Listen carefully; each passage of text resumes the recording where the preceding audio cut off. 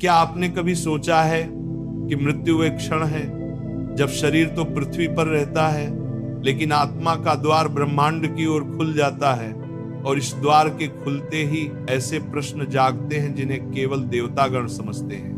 परंतु उन्हीं प्रश्नों में से एक ऐसा प्रश्न है जिसके उत्तर ने जन्म जन्मांतरों तक मनुष्यों के भाग्य को संचालित किया है, और यह प्रश्न स्वयं गरुड़ भगवान के मन में उठा था जब वे विष्णु लोक के अनंत आकाश में उड़ते हुए अचानक उन आत्माओं के प्रवाह को देखने लगे जो अपने पृथ्वी जीवन को पूर्ण कर स्वर्ग या नीचे के लोकों की ओर प्रवास कर रही थी। उनकी गति, उनका कंपन, उनका बोझ, सब कुछ गरुड़ को विचलित कर रहा था। और तभी उनके हृदय में एक महान जिज्ञासा उठी, हे प्रभु, मृत व्यक्ति की वस्तुएं ऐसी क्यों होती हैं कि उन्हें जीवित व्यक्ति को नहीं लेना चाहिए? क्या उनमें कोई अदृश्य शक्ति होती है? और ये प्रश्न उन्होंने तुरंत कृष्ण से किया, जो उसी समय ब्रह्मांड के उच्च लोकों में योग निद्रा से उठे थे। उनकी आंखों में संपूर्ण लोकों का ज्ञान चमक रहा था। कृष्ण मुस्कुराए और बोले, गरुड़, तुम्हारा प्रश्न साधारण नहीं है, क्योंकि 5 ऐसी वस्तुएं होती हैं जिन्हें मृत व्यक्ति से लेना मनुष्य के कर्म, भाग्य और ऊर्जा संतुलन को बिगाड़ देता है। इन वस्तुओं को छूने मात्र से जीवित प्राणी के जीवन में वह कंपन प्रवेश करता है जो आत्मा की यात्रा में अटके हुए अपूर्ण संस्कारों से भरा होता है। आज मैं तुम्हें यह रहस्य बताऊंगा, लेकिन ध्यान रखना, ये बातें केवल उन लोगों को समझ आती हैं जिनका मन शुद्ध हो और जिनकी दृष्टि मृत्यु को अंत नहीं, परिवर्तन का द्वार समझती हो। कृष्ण आगे बोले, गरुड़, जब एक मनुष्य मरता है, उसके शरीर से केवल प्राण ही नहीं निकलता, बल्कि उससे जुड़ी हुई अनेक अदृश्य ऊर्जाएं अलग हो जाती हैं। कुछ शुद्ध, कुछ शांत और कुछ ऐसी जो उसके अपूर्ण कर्मों का बोझ लेकर इधर उधर भटकती हैं। यही कारण है कि मृत व्यक्ति की 5 वस्तुएं किसी अन्य मनुष्य के जीवन में अनचाहे परिवर्तन ला देती हैं। ये बातें संसार नहीं समझता, इसलिए मैं तुम्हें 5 रहस्यों का ज्ञान दूंगा, परंतु पहले तुम्हें यह समझना होगा कि मृत्यु के क्षण में आत्मा किस मार्ग से गुजरती है। गरुड़ एकाग्रता से सुनते रहे, उनकी आंखों में दिव्य उत्सुकता थी। वे बोले, प्रभु, मैं उन मार्गों को देखना चाहता हूं ताकि समझ सकूं कि मृत व्यक्ति की वस्तुओं में वो कंपन कैसे आता है। कृष्ण ने अपना दायां हाथ उठाया और तुरंत उनके सामने ब्रह्मांड की एक विशाल छवि खुल गई, जिसमें हजारों आत्माएं विभिन्न दिशाओं में प्रवास कर रही थी। कुछ हल्की, कुछ भारी, कुछ प्रकाशमयी और कुछ धुंध लाती हुई। कृष्ण बोले, गरुड़, इन आत्माओं को देखो। उन लोगों की वस्तुओं में उनका संस्कार अटका रह जाता है जिन्हें मृत्यु के समय विरक्ति नहीं मिली।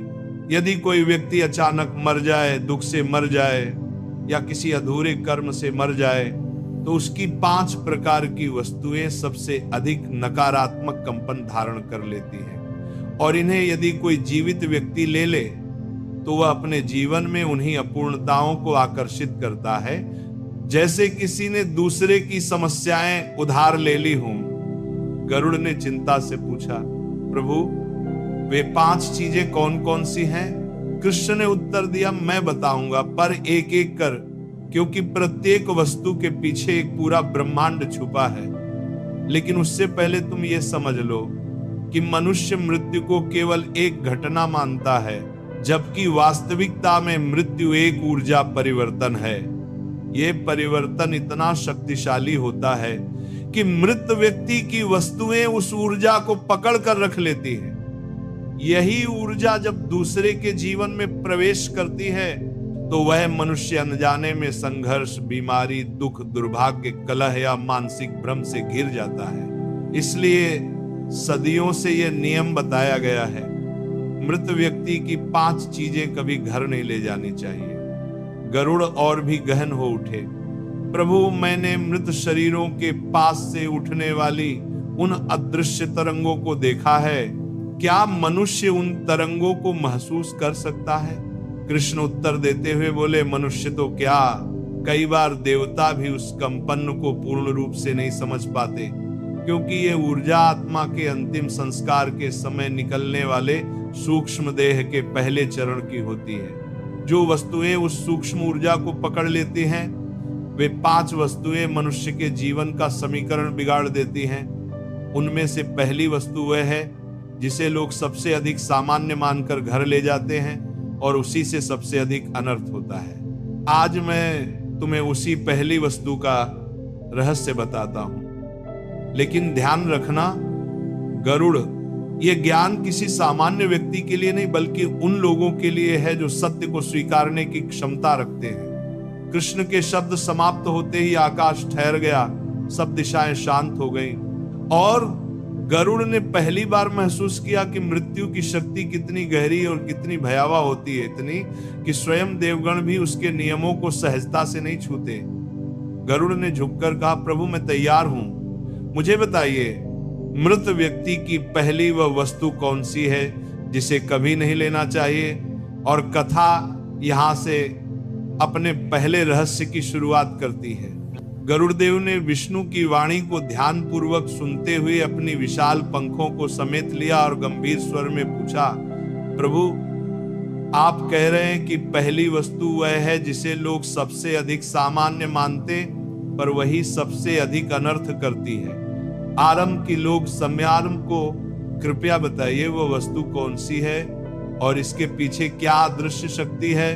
कृष्ण मुस्कुराए, उनकी आंखों में संपूर्ण ब्रह्मांड का ज्ञान झलक रहा था और उन्होंने कहा, हे गरुड़, ये पहली वस्तु है मृत व्यक्ति के वस्त्र अर्थात कपड़े।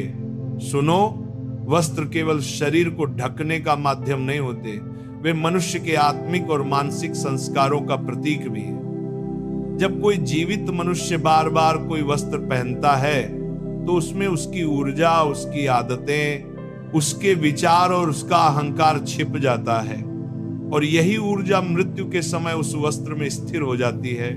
इसीलिए मृत व्यक्ति के वस्त्र मृतक की अंतिम संस्कार यात्रा में उसकी अपूर्ण इच्छाओं और मोह के संस्कारों को अपने भीतर धारण कर लेते हैं। यदि कोई जीवित व्यक्ति उन्हें अपने घर में ले आता है तो वह उस मृतक की अधूरी चेतना और मोह के साथ जुड़ जाता है। गरुड़, ध्यान से सुनो, कभी कभी व्यक्ति अपने मृत प्रियजन के वस्त्र देखकर उन्हें पहन लेता है या संभाल कर रखता है और यह सरल लगता है, परंतु वस्त्र में स्थिर ऊर्जा मृतक की मानसिक स्थिति और उसके अंतिम जीवन के अनुभव को जीवित व्यक्ति में स्थानांतरित कर देती है। इससे उसका मन विचलित हो जाता है, जीवन में अशांति उत्पन्न होती है, परिवार में कलह आती है और उसकी नींद, स्वास्थ्य और मानसिक संतुलन प्रभावित होते हैं। वस्त्र मृतक के शरीर की नश्वरता के बावजूद उसकी सूक्ष्म चेतना का अंश धारण कर लेते हैं और वही अंश जीवित व्यक्ति के जीवन में अप्रत्याशित परिणाम लाता है। गरुड़, यही कारण है कि शास्त्रों में कहा गया है, मृत व्यक्ति के वस्त्र कभी अपने घर में न लाओ, उन्हें दान करो, जल में प्रवाहित करो या अग्नि में अर्पित कर दो। गरुड़देव ने पूछा, प्रभु क्या केवल अंगवस्त्र ही ऐसा करते हैं या सारी वस्त्र श्रेणियां जैसे चादर, कमीज, पायजामा, साड़ी, मोजे आदि भी शामिल हैं? कृष्ण ने उत्तर दिया, हाँ गरुड़, मृतक के सारे वस्त्र इसी नियम के अंतर्गत आते हैं, क्योंकि प्रत्येक वस्त्र उसके शरीर के ताप, उसकी दिनचर्या, उसकी आदतों और मानसिक भावनाओं का संकेत होता है। कुछ वस्त्र में प्रेम और आनंद की ऊर्जा होती है, कुछ में क्रोध और विषाद की। मृत्यु के समय ये भाव स्थिर हो जाते हैं और वस्त्रों में रह जाते हैं। यदि कोई जीवित व्यक्ति उन्हें रखता है तो वह अनजाने में मृतक की मानसिक ऊर्जा से जुड़ जाता है। उसे कोई स्पष्ट कारण दिखाई नहीं देता, पर उसके घर में अचानक भय, अनिद्रा, चिंता, दोहक और अशांति उत्पन्न होती है।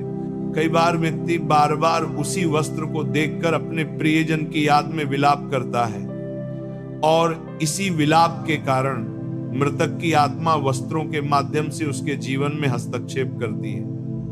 गरुड़, इसे समझो, मृत व्यक्ति के वस्त्र केवल भौतिक वस्तु नहीं बल्कि वह एक अदृश्य तंत्र है जो जीवित व्यक्ति की ऊर्जा और मृत्यु के संस्कारों को जोड़ता है।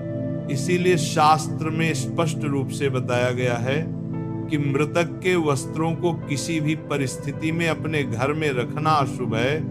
इसे दान या जल में प्रवाहित करना सबसे उत्तम उपाय है, ताकि मृतक की आत्मा को शांति मिले और जीवित व्यक्ति अनजाने में उसके संस्कारों से बंधित न हो।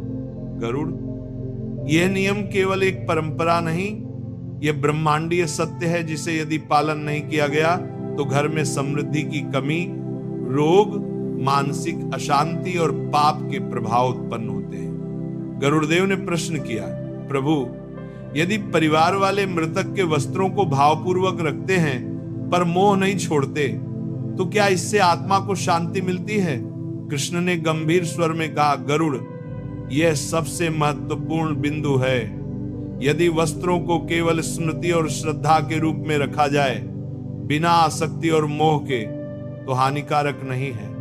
परंतु जब व्यक्ति उसे देखकर विलाप करता है, दुखी होता है या उसमें भावनात्मक लगाव बनाए रखता है, तो मृतक की आत्मा उस लगाव को अपनी ऊर्जा में समाहित कर लेती है और घर में अशांति उत्पन्न होती है। इसलिए केवल बाहरी त्याग पर्याप्त नहीं, अंतर्मन का त्याग भी आवश्यक है। गरुड़, यही कारण है कि हर घर में मृत्यु के समय दान, जल अर्पण और अग्नि अर्पित करना आवश्यक है। इन क्रियाओं से मृतक की आत्मा वस्त्रों से विमुक्त हो जाती है और उसकी चेतना शांति की ओर अग्रसर होती है। गरुड़देव ने प्रश्न किया, प्रभु, क्या कोई उपाय है जिससे मृतक की वस्त्रों से उत्पन्न ऊर्जा तुरंत घर से हटाई जा सके? कृष्ण ने उत्तर दिया, हे गरुड़, सबसे उत्तम उपाय है भावपूर्वक दान, पवित्र जल में प्रवाहित करना या अग्नि में अर्पित करना।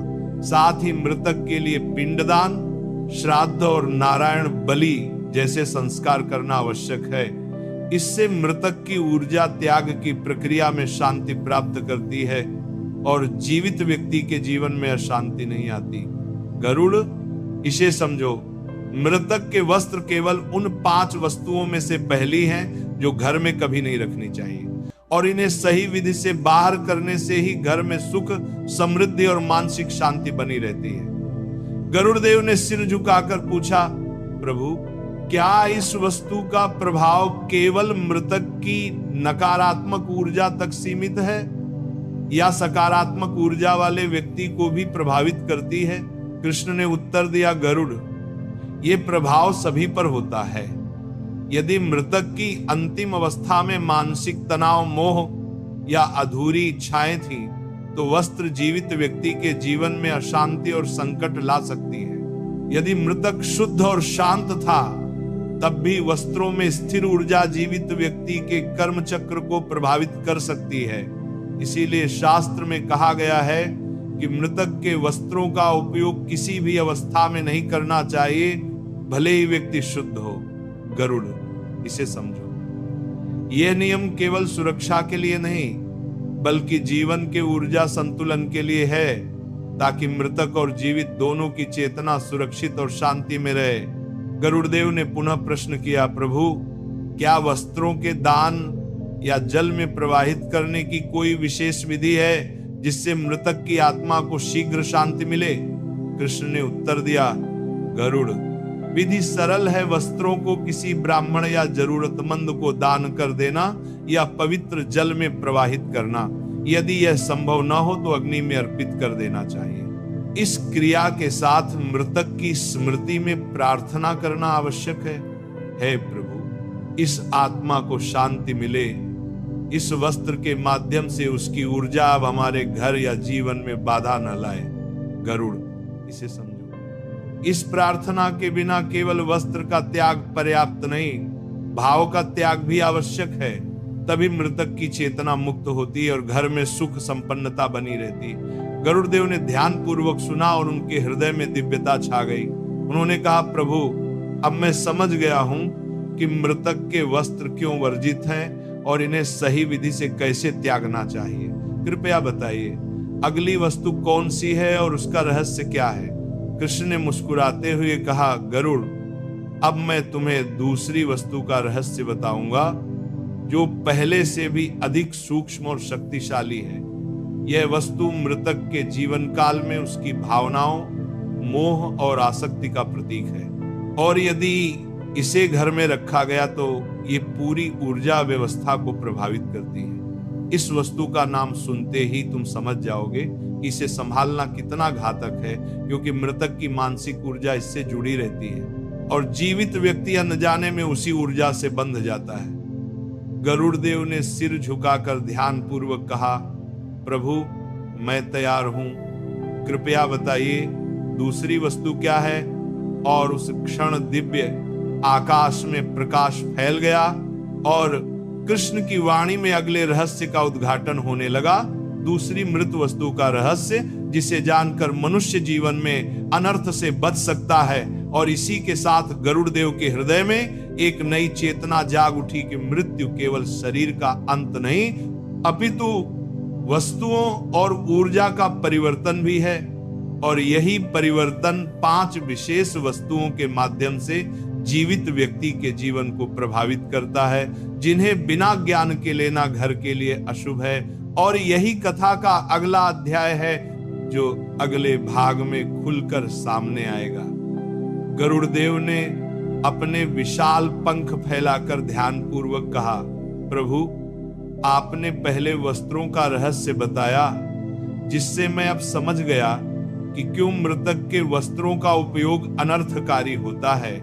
अब कृपया मुझे दूसरी वस्तु का रहस्य बताइए, जिससे जीवित व्यक्ति की चेतना सीधे मृतक की ऊर्जा से जुड़ती है और घर में अशांति उत्पन्न होती है। कृष्ण ने गंभीरता से उत्तर दिया, हे गरुड़, दूसरी वस्तु है मृतक के आभूषण, अर्थात गहने और वह सभी वस्तुएं जो शरीर को सजाने के लिए उपयोग होती है।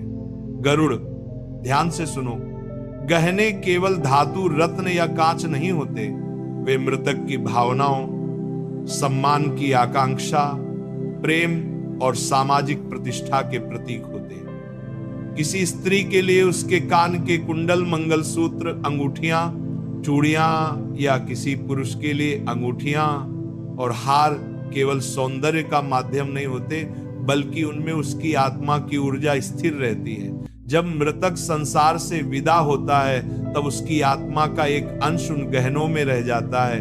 और यदि कोई जीवित व्यक्ति उन्हें अपने घर में ले आता है या पहन लेता है, तो वह मृतक की अधूरी चेतना और उसके अंतिम जीवन के अनुभवों के साथ जुड़ जाता है। गरुड़, यह वस्तु इतनी शक्तिशाली है कि घर में किसी भी व्यक्ति के स्वास्थ्य, मानसिक स्थिति और पारिवारिक ऊर्जा को प्रभावित कर सकती है।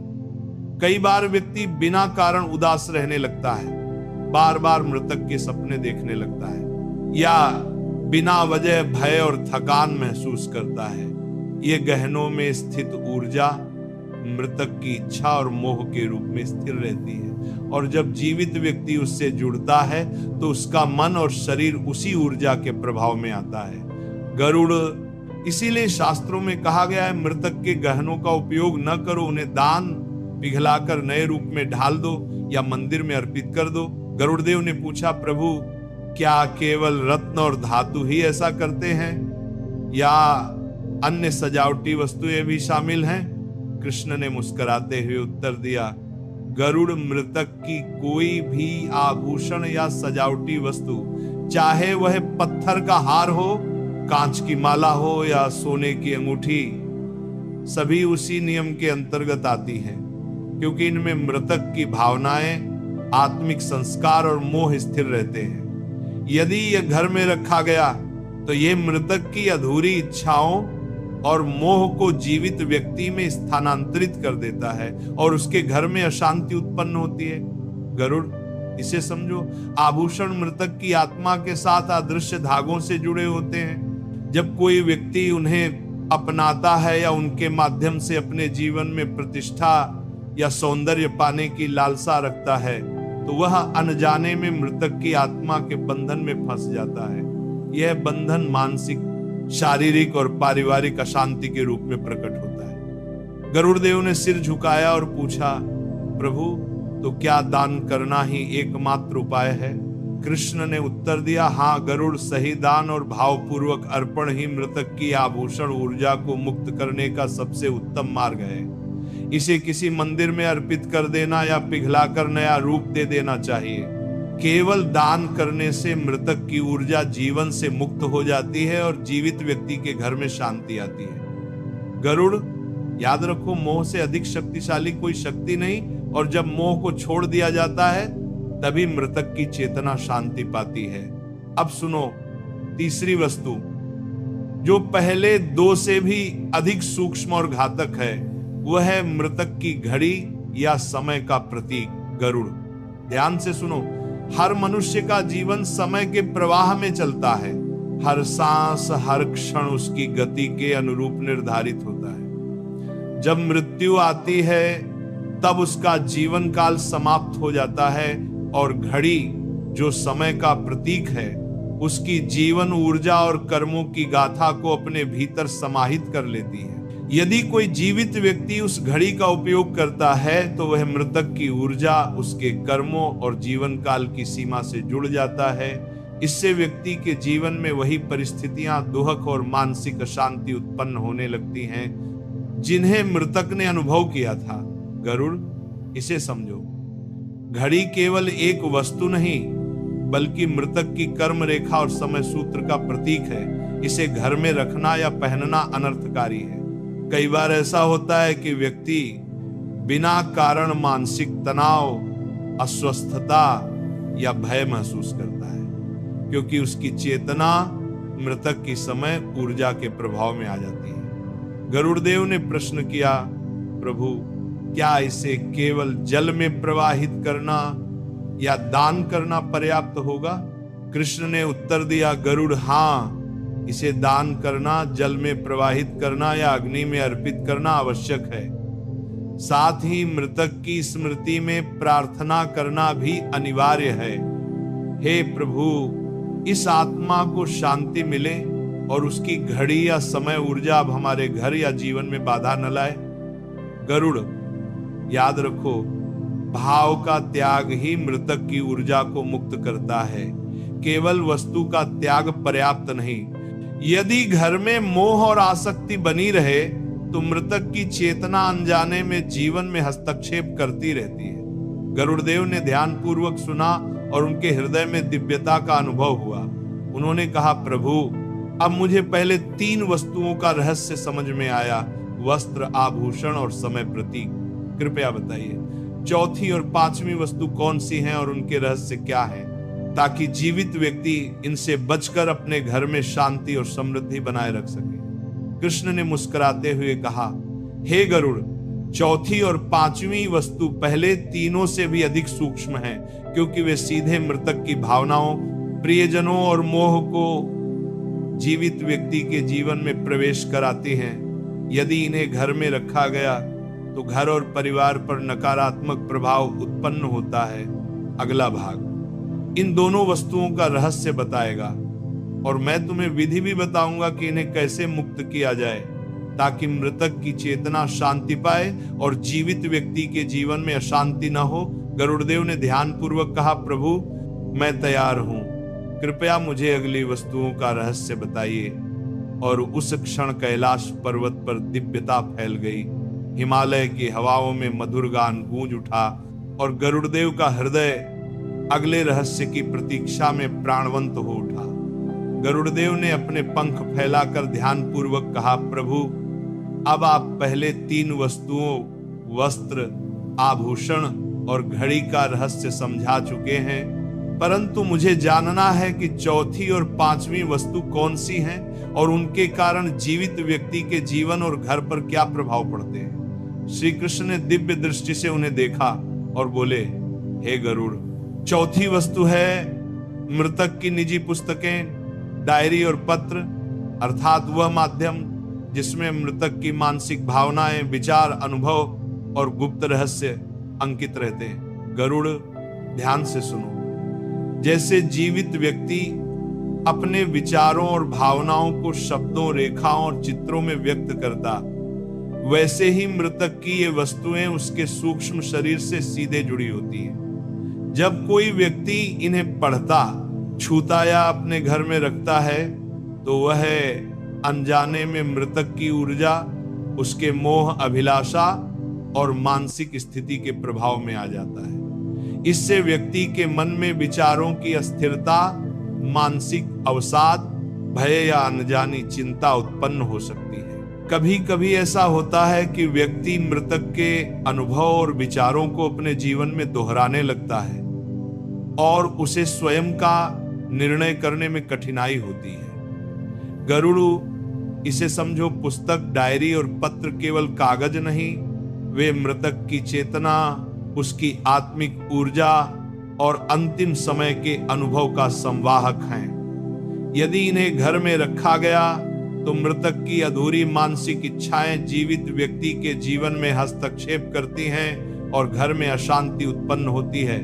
इसलिए शास्त्रों में कहा गया है, मृतक की निजी पुस्तकों, डायरी और पत्रों का उपयोग न करो, उन्हें दान कर दो या पवित्र जल में प्रवाहित कर दो ताकि मृतक की चेतना मुक्त हो सके और घर में शांति बनी रहे।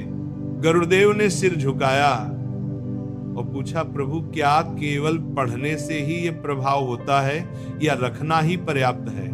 श्री कृष्ण ने उत्तर दिया, गरुड़ रखना भी पर्याप्त है, क्योंकि मृतक की ऊर्जा वस्तु में स्थिर रहती है और घर में उसकी उपस्थिति किसी न किसी रूप में अनुभव की जाती है। यदि परिवारजन इन्हें केवल स्मृति के रूप में रखते हैं और उनसे मोह नहीं रखते तो हानि नहीं होती, परंतु यदि उन्हें देखकर विलाप, दुख या चिंता उत्पन्न होती है तो यह मृतक की ऊर्जा के कारण होता है।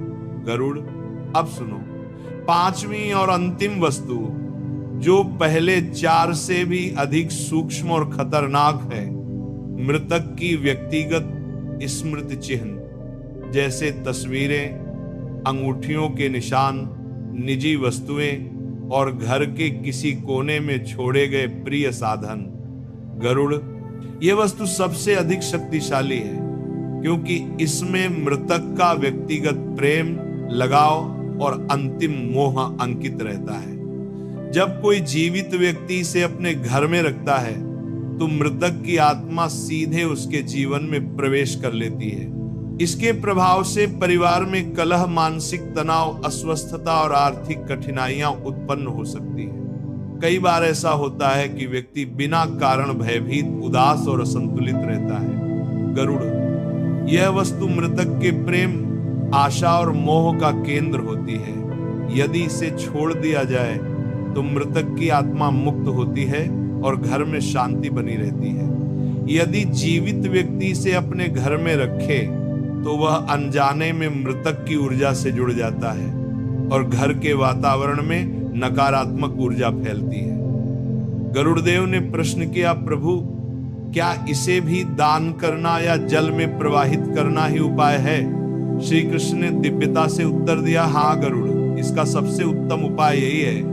पवित्र जल में प्रवाहित करना, मंदिर में अर्पित करना या आवश्यकता होने पर किसी गरीब, ब्राह्मण या धार्मिक कार्य में दान करना, इससे मृतक की ऊर्जा मुक्त हो जाती है और जीवित व्यक्ति पर कोई असर नहीं पड़ता। गरुड़, ध्यान रखो, भाव का त्याग और वस्तु का त्याग दोनों आवश्यक है। यदि केवल वस्तु त्याग दी जाए पर मोह बना रहे तो मृतक की चेतना तब भी प्रभावित करती रहती है। गरुड़देव ने सिर झुकाया और कहा, प्रभु, अब मैं समझ गया।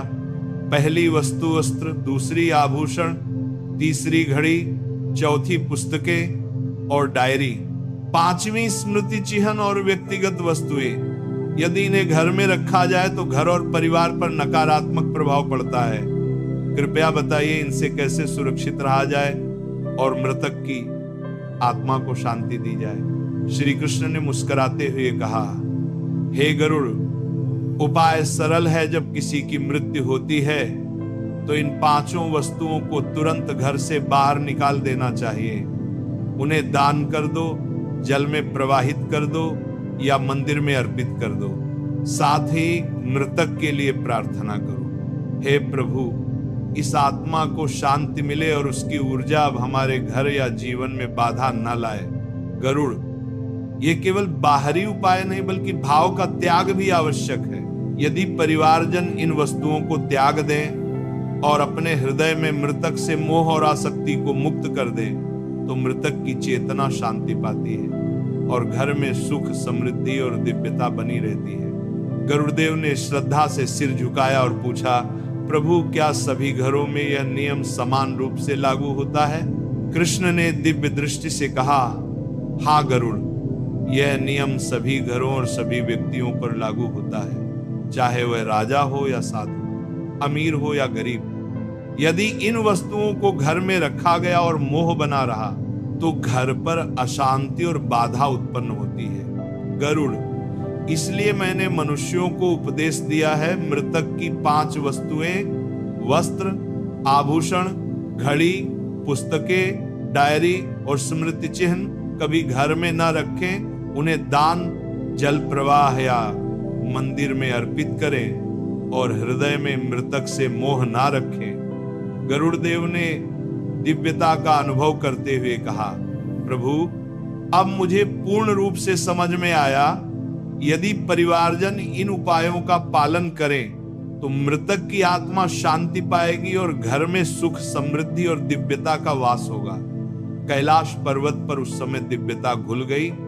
देव गंधर्वों ने पुष्प वृष्टि की और गरुड़देव का हृदय अगले और अंतिम रहस्य, कैसे जीवित व्यक्ति इस ज्ञान को अपने जीवन में लागू करके घर और परिवार को पूर्ण रूप से अशांति से मुक्त रख सकता है, कि प्रतीक्षा में प्राणवंत हो उठा। गरुड़देव ने अपने पंख फैलाकर ध्यान पूर्वक कहा, प्रभु अब आप मुझे मृतक की 5 वस्तुओं, वस्त्र, आभूषण, घड़ी, पुस्तक, डायरी और स्मृति चिन्ह का रहस्य बता चुके हैं, परंतु मैं जानना चाहता हूं कि जीवित व्यक्ति अपने घर और परिवार को इन वस्तुओं की नकारात्मक ऊर्जा से कैसे सुरक्षित रख सकता है? क्या केवल उन्हें दान या जल में प्रवाहित करना पर्याप्त है या इसके अतिरिक्त कोई उपाय भी आवश्यक है? श्री कृष्ण ने दिव्य दृष्टि से उन्हें देखा और बोले, हे गरुड़, सुनो, सबसे पहले जब किसी व्यक्ति की मृत्यु होती है तो परिवारजन को चाहिए कि वे तुरंत इन 5 वस्तुओं को घर से बाहर निकाल दें, उन्हें किसी जरूरतमंद को दान कर दें, मंदिर में अर्पित करें या पवित्र जल में प्रवाहित कर दें। ये केवल बाहरी उपाय है और ये मृतक की ऊर्जा को मुक्त करने का पहला कदम है, परंतु केवल वस्तु का त्याग पर्याप्त नहीं है गरुड़, क्योंकि मृतक की चेतना और उसका मोह हृदय में बसा रहता है। इसलिए परिवारजन को अपने हृदय में भी मृतक से मोह और आसक्ति को त्यागना होगा। उन्हें प्रार्थना करनी चाहिए, हे प्रभु इस आत्मा को शांति मिले और उसकी ऊर्जा हमारे घर या जीवन में बाधक न बने। गरुड़, ये भाविक त्याग मृतक की आत्मा को मुक्त करने का वास्तविक उपाय है। दूसरा उपाय यह है कि मृतक के लिए आवश्यक संस्कार जैसे पिंडदान, श्राद्ध, नारायण बलि और अन्य धार्मिक कर्म अवश्य संपन्न करें। ये संस्कार मृतक की आत्मा को उसके अगले जीवन या मोक्ष की ओर मार्गदर्शन देते हैं। तीसरा उपाय यह है कि परिवारजन अपने घर और परिसर में नियमित रूप से पूजा, ध्यान और मंत्र जाप करें ताकि घर में दिव्यता बनी रहे और नकारात्मक ऊर्जा समाप्त हो। गरुड़ देव ने पूछा, प्रभु यदि कोई व्यक्ति इन 5 वस्तुओं को भूलकर अपने घर में रख ले तो क्या घर पर अशांति अवश्य आती है? श्री कृष्ण ने गंभीरता से उत्तर दिया, हाँ गरुड़, यदि ये वस्तुएं घर में रखी जाएं और परिवारजन उनसे मोह बनाए रखें तो मृतक की ऊर्जा अनजाने में घर में प्रवेश करती है। इससे घर में कलह, मानसिक तनाव, आर्थिक कठिनाई, स्वास्थ्य संबंधी समस्याएं और भय उत्पन्न हो सकते हैं। कभी कभी ऐसा होता है कि घर का प्रत्येक सदस्य अनजाने में मृतक की अधूरी ऊर्जा से प्रभावित होता है और जीवन में अनावश्यक परेशानियां उत्पन्न होती हैं। इसीलिए मैंने यह नियम बनाया है, मृतक की 5 वस्तुएं घर में न रखें और उन्हें त्यागें, दान करें या जल प्रवाहित करें। गरुड़, ध्यान रखो, ये नियम सभी घरों और सभी व्यक्तियों पर समान रूप से लागू होता है, राजा हो या साधु, अमीर हो या गरीब। यदि इन वस्तुओं को घर में रखा और मोह बना रहा तो घर और परिवार अशांति और बाधा से मुक्त नहीं रह सकते। गरुड़, अब सुनो, अंतिम रहस्य, जब जीवित व्यक्ति इन उपायों का पालन करता है, अपने हृदय से मोह त्याग देता है और मृतक के लिए प्रार्थना और संस्कार करता है, तो मृतक की आत्मा पूर्ण रूप से शांति प्राप्त करती है, उसकी ऊर्जा मुक्त हो जाती है और घर में दिव्यता, सुख, समृद्धि और शांति का वास होता है। गरुड़ ये न केवल घर के लिए लाभकारी है, बल्कि परिवारजन अपने जीवन में मानसिक संतुलन, स्वास्थ्य और आध्यात्मिक उन्नति का अनुभव करते हैं। इसीलिए मैंने मनुष्यों को उपदेश दिया है, मृतक की 5 वस्तुएं, वस्त्र, आभूषण, घड़ी, पुस्तक, डायरी और स्मृति चिन्ह कभी घर में न रखें। उन्हें दान, जल प्रवाहित या मंदिर में अर्पित करें और हृदय में मृतक से मोह न रखें। गरुड़देव ने अपने पंखों को विनम्रता से मोड़ते हुए कहा, प्रभु अब मुझे पूर्ण रूप से समझ में आया, यदि परिवारजन इस ज्ञान को पालन करें तो मृतक की आत्मा शांति पाएगी, घर में सुख, समृद्धि और दिव्यता बनी रहेगी और जीवित व्यक्ति पुनर्जन्म या मृत्यु के भय से मुक्त होकर जीवन में अनंत आनंद प्राप्त कर सकेगा।